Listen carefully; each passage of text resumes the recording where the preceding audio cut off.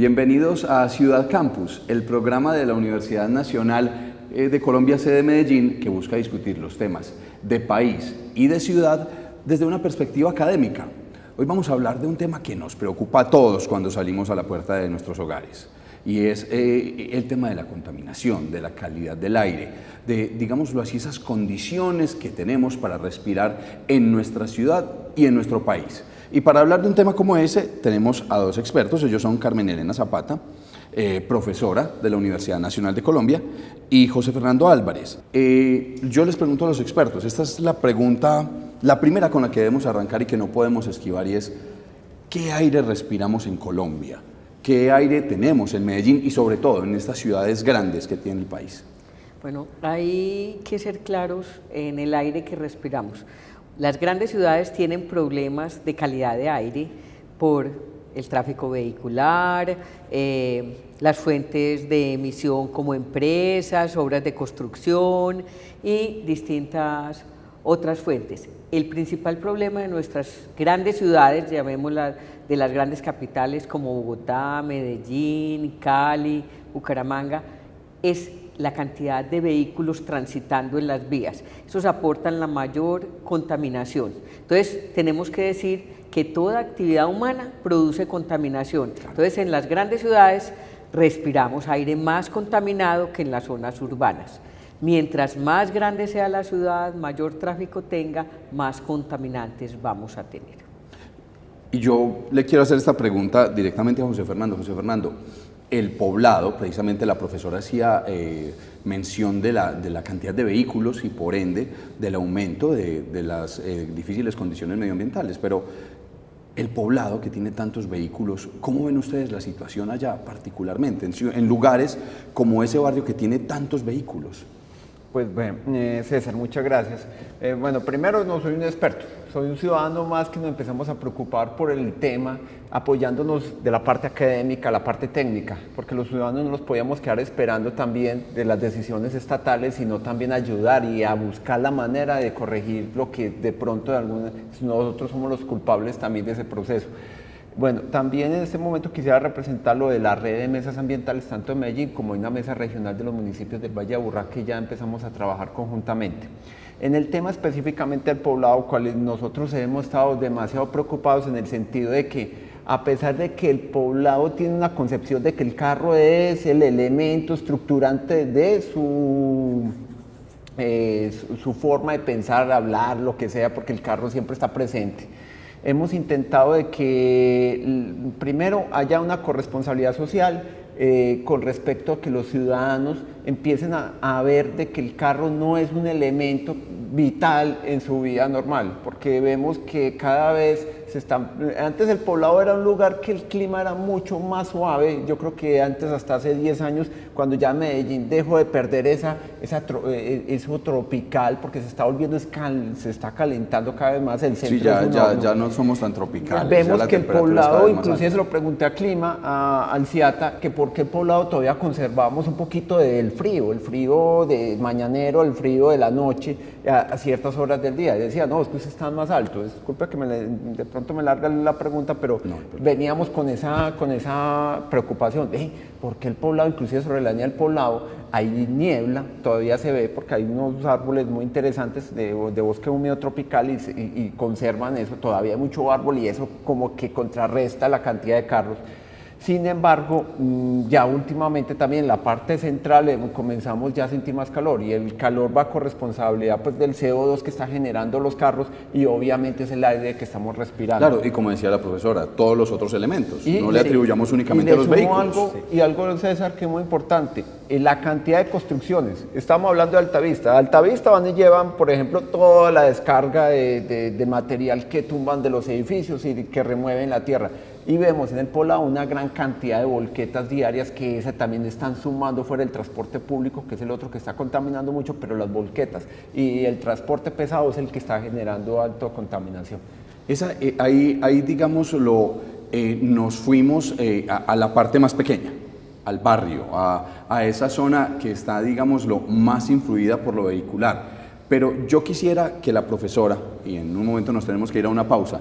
Yo quisiera que la profesora pensara para que nos respondiera esto después de esa pausa, y es, si ya estuvimos en el barrio, ¿cómo están las ciudades colombianas y el país con respecto a otros países? Es decir, ¿qué calidad de aire tenemos frente a otras ciudades, por ejemplo, latinoamericanas, que sabemos que Sao Paulo, Buenos Aires, son ciudades también muy congestionadas en lo vehicular y en muchos otros aspectos, pero que de pronto nos pueden llevar ventajas en algunos programas? Yo quisiera que luego de esta pausa, que ya regresamos, la profesora nos respondiera esa pregunta.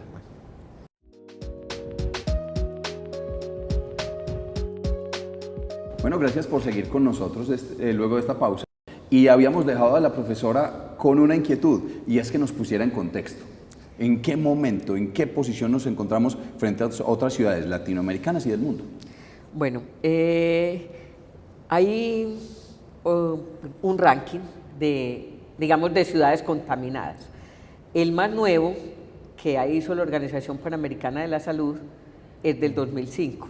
En ese ranking nosotros estamos mejor que Ciudad de México, estamos mejor que Bogotá y mejor que Lima, y estamos casi a la par que Santiago de Chile. Santiago de Chile ha mejorado mucho después o sea, en estos últimos 10 años, llamemos.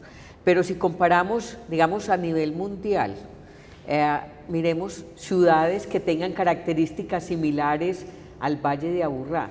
El problema de la contaminación no es solamente el aporte del contaminante, de la fuente, del transporte, sino el problema de la forma, de la topografía y de la climatología.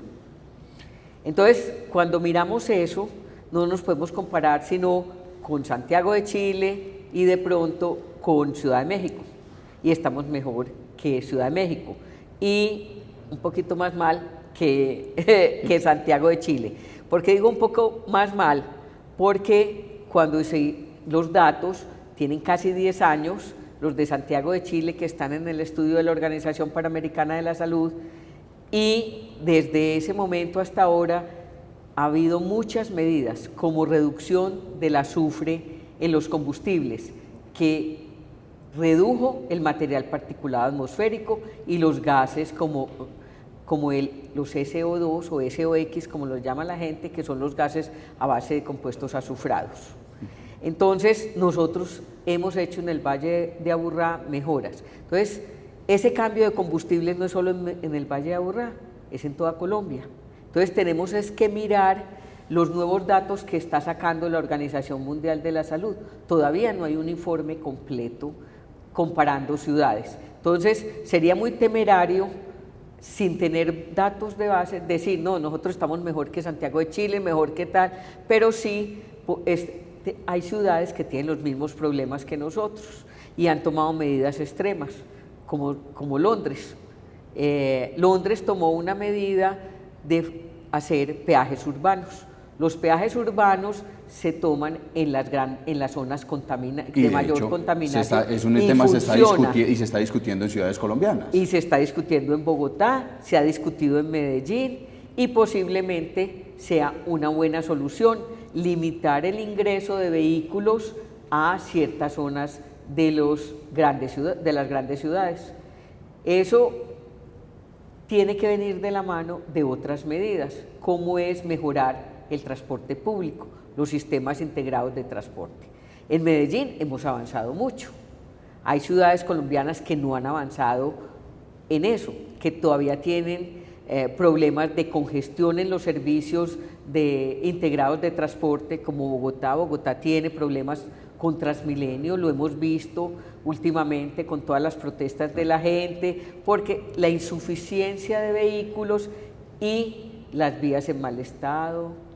Entonces, ahí yo no me atrevería a dar datos, decir Medellín es mejor que mejor que Bogotá y mejor que la otra, y además, sin datos. Claro, y además que lo que entiendo es que también los estudios que tenemos no son tan nuevos como quisiéramos, no son tan recientes como uno desearía. Bueno, me diste oportunidad de hablar de los últimos, digamos, noticias que han salido en la prensa, especialmente sobre Medellín.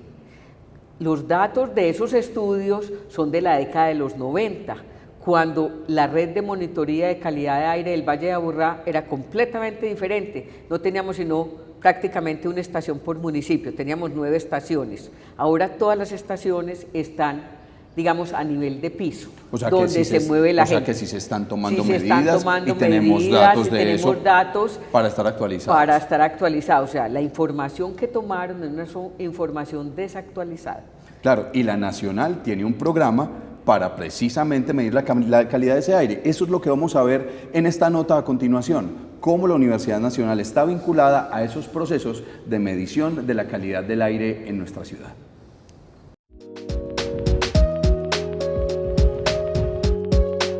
El aire es un laboratorio de la Universidad Nacional de Medellín. Se encarga de medir, de operar los equipos que están en campo y también de validar la información que arrojan los equipos, ya que requiere pues, un tema de análisis de información, de resultados, para poder determinar cómo es la calidad del aire en la ciudad.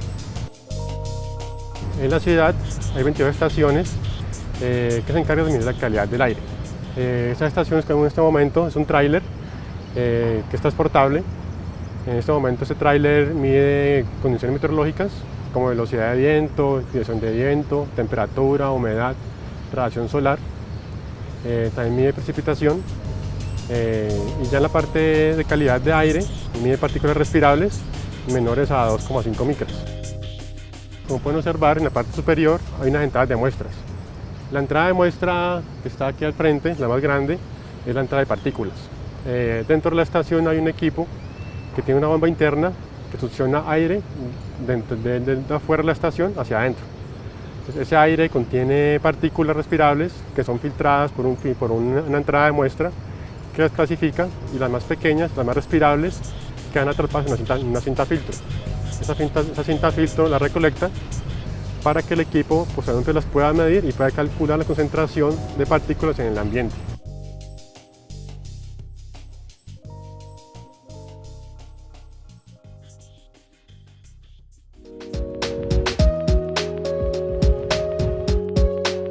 Bueno, pero todas estas, digámoslo así, mediciones deben tener un objetivo, y ese va muy ligado, es decir, conocer esos datos van muy ligado a la salud humana.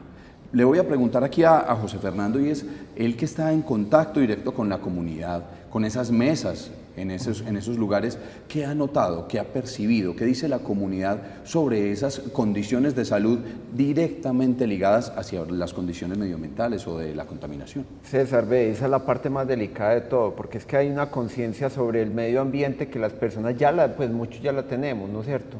Pero que los efectos se están viendo, uno no sabe qué tanto tiempo ha estado las personas en contacto con en este momento, un ejemplo claro, con Altavista, donde las personas desde chiquitas hasta grandes han estado al tanto, siempre al lado de una ladrillera, de escombreras, de volquetas, allá... Claro, en medio de un contexto permanentemente contaminado, por así decirlo. En Belén, Aguas Frías, prácticamente hay una volqueta cada 30 segundos, sin exagerar. Hay momentos que son filas de 5, 7, 8, 9 volquetas.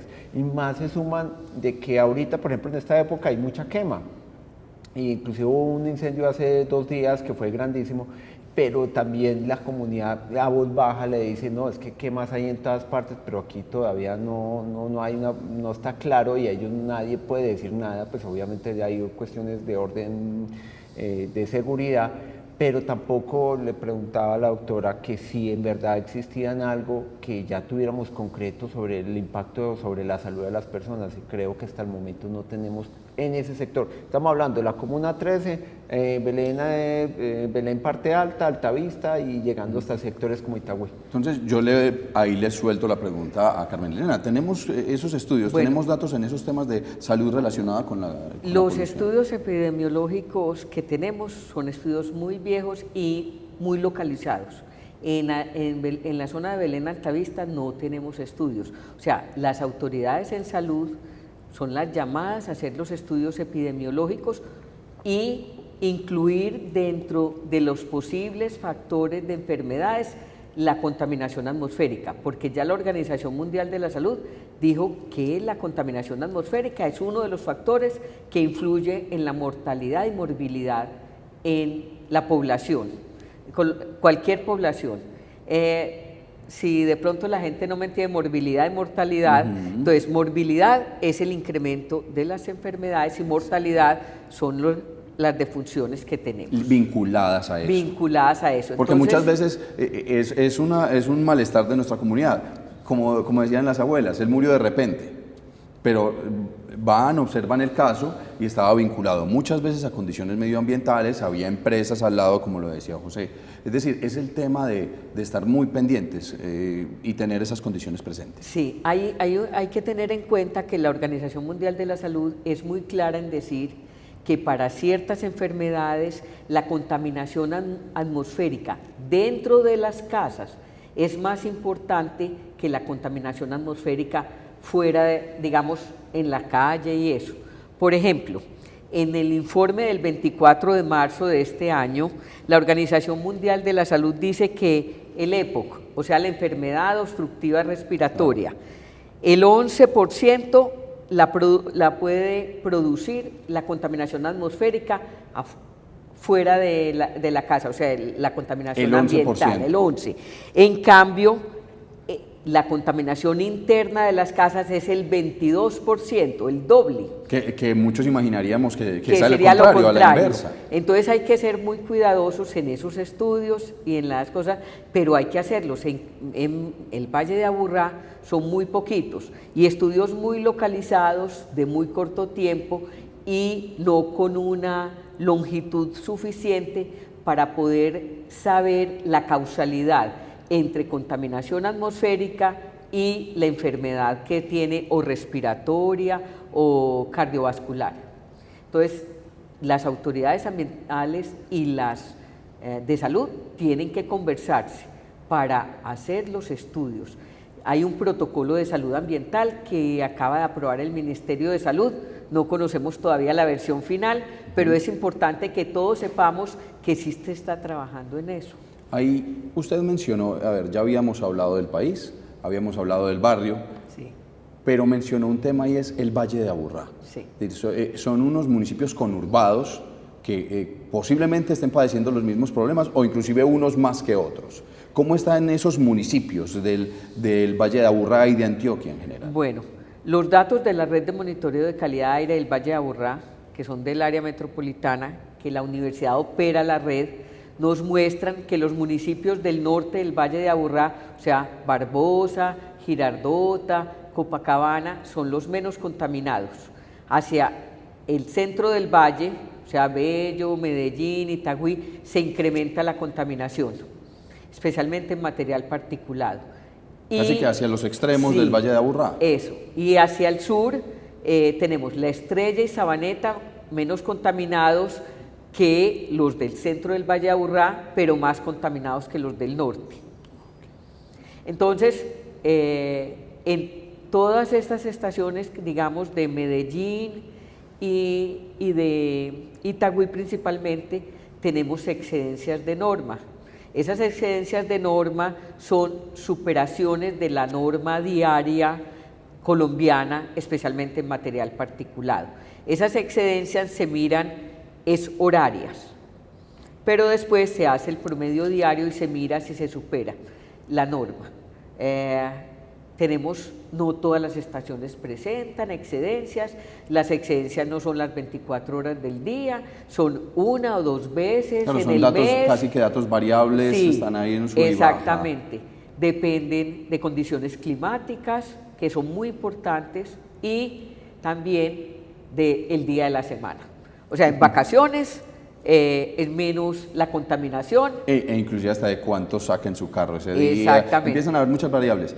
Pero hay una de esas variables que a mí me interesa puntualmente, pero la vamos a hablar luego de una pausa a la que vamos a dar paso en este momento, la arborización vinculada a los vehículos. Cómo definitivamente esas variables inciden en eso, pero luego de esta pausa.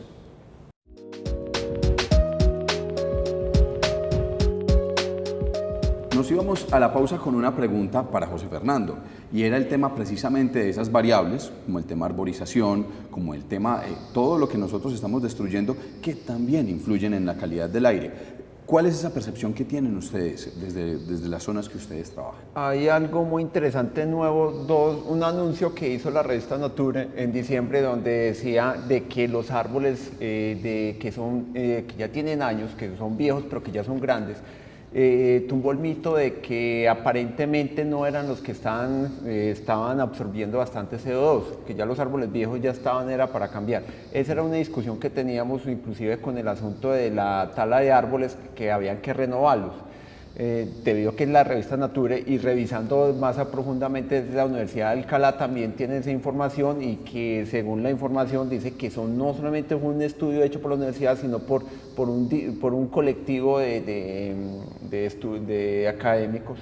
Entonces yo creo que primero habría que hablar de eso, porque los árboles que son grandes y ya llevan años están absorbiendo suficiente CO2 y es nuestro llamado a protegerlos. Por eso insistimos de que hay que mirar todas las posibilidades antes de talar de última, decir este árbol hay que tumbarlo. Pero también se han dado muchas discusiones en ese tema. Exacto, se abrió el tema fruto de las megaobras y de tantas cosas. Del tema del Metroplus, exactamente, claro. Se empezó a hablar del árbol urbano a más profundidad cuando ya también el área metropolitana sacó un informe de que había que talar unos tantos 1.500 árboles, más o menos 1.200, 1.300, porque aparentemente ya están empezando a tener estaban en morbilidad, estaban muy enfermos. Y el llamado también a otro, pero ¿qué es lo que está pasando últimamente que se están enfermando tanto los árboles? Y se suma a otras dos cosas. Contaba de que vimos también en el corregimiento de Palmitas, San Sebastián de Palmitas, de hace 3 años para acá, la cebolla comenzó con un hongo alrededor, y esas cebollas siempre estaban cultivadas más o menos por donde pasa la vía principal del túnel. Entonces están buscando qué relación tiene eso con los cambios que se están dando. Y el fin de semana estuvimos reunidos en el Oriente con la asociación ADOA, que es la Asociación de Organizaciones Antioqueñas del Oriente Antioqueño, organizaciones ambientales. No se habló mucho del tema, se habló del cambio climático, y hablaba con diferentes personas sobre el cambio que se está generando también en el oriente cercano, la cantidad de carros, el cambio que se dio en los últimos 5 años, y que ya en ciertos cultivos de tipo fresa o mora se empezaron a notar ciertos cambios. Entonces hay que empezar a buscar qué relación tienen esos cambios de los últimos 5 o 6 años con las nuevas zonas, que no solamente el Valle de Aburrá. Y definitivamente cómo está cambiando el aire en nuestro entorno. Hay una cosa, ya hablamos de las instituciones, hablamos de las zonas, hablamos del país, pero no hemos tocado de frente el tema de los individuos. ¿Qué papel juegan los individuos, la persona, la señora, el ama de casa, el obrero, para mejorar la calidad de ese aire? ¿Cuál es el papel de ellos en eso? Yo tengo una opinión y siempre la he dado cada vez que tenemos una presentación, porque la universidad va a cualquier institución que le invitan o a cualquier ámbito para hacer presentaciones sobre calidad de aire. La calidad del aire no es responsabilidad de la autoridad ambiental. La calidad del aire es responsabilidad de cada individuo que vive en ese entorno. Tenemos que optimizar el uso del transporte, usar más transporte público, si podemos caminar, usar bicicleta, eso es muy saludable. Además, disminuimos los contaminantes de los vehículos. Y hay que decir que en el Valle de Aburrá, el disminuir la contaminación vehicular sería un aporte a ese 76% más o menos que aportan los vehículos a la contaminación atmosférica del Valle de Aburrá. Eso ya es mucho. Como ya se nos va terminando el tiempo, lo hemos dicho siempre, el tiempo en la televisión no corre sino que vuela. Yo quisiera que hiciéramos un cierre como con esos planes, de cuáles son esas estrategias que se están pensando desde la autoridad, desde la universidad, desde los barrios, desde las organizaciones, para mejorar la calidad del aire. ¿Qué estamos pensando a futuro? ¿Cómo vemos esas estrategias para que la situación y las condiciones mejoren? Nosotros como ciudadanos sabemos que es algo cultural, algo de conciencia, pero mientras que se genera esa cultura de empezar a eliminar el carro para muchos momentos, y que la gente entienda que las quemas no es debido, sobre todo en el Valle de Aburrá, en lugares como esto ha habido 28 quemas en más o menos 15 días según el informe de los bomberos. Y bueno, un montón de elementos que nosotros hacemos, también somos los causantes, pero también es un llamado a la autoridad, es que por favor aceleren esos procesos, sobre todo lo del control a los carros, a los camiones grandes, las volquetas, que es los que están generando. O sea, los controles deben de ser más efectivos, más radicales, normas nacionales más exigentes, porque ya no es el tema del trabajo de la gente, sino de la vida de las personas la que está en este momento y que ya llegamos a un tope. Es el llamado a las autoridades que lo están haciendo, no vamos a de pronto a criticar diciendo que no están dando nada, pero que debe ser más radical. El tema del control, más fuerte, más acelerado, de la emisión de gases, sobre todo de los carros grandes, tanto de transporte de carga como de volquetas, es impresionante y se debe tomar medidas urgentes son ya, inmediatas, no se debe esperar más para eso. Profesora, y desde la academia. Desde la academia yo diría que las autoridades ambientales deberían utilizar el principio de precaución.